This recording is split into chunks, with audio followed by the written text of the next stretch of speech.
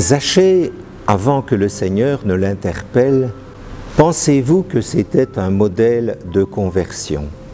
Il cherchait simplement à voir Jésus, c'est pour cette raison qu'il monte dans un sycomore. Zachée était un publicain. Les publicains ou collecteurs d'impôts levaient l'impôt au service de l'occupant romain.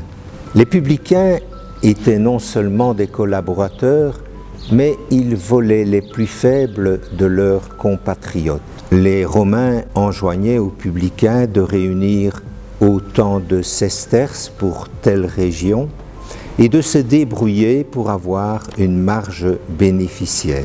Alors les publicains pressaient les citrons qui se laissent le plus facilement presser, les gens simples. Ce Zachée, qui était un publicain, un chef des collecteurs d'impôts, Jésus l'a appelé par son nom.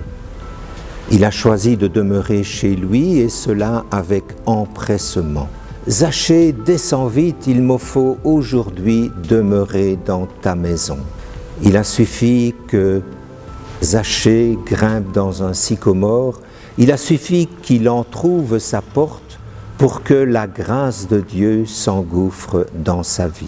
Le pardon de Dieu se joue à deux mains, celle de l'homme, celle de Dieu. Lorsque nous vivons la réconciliation, quelque chose doit venir de nous-mêmes.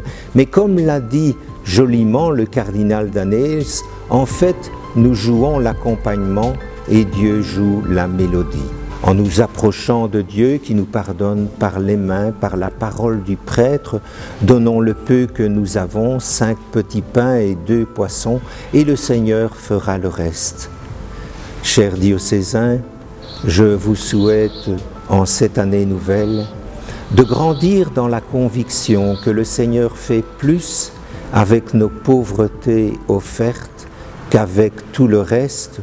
N'a-t-il pas dit à saint Paul, « Ma puissance donne toute sa mesure dans la faiblesse ». Belle année 2022.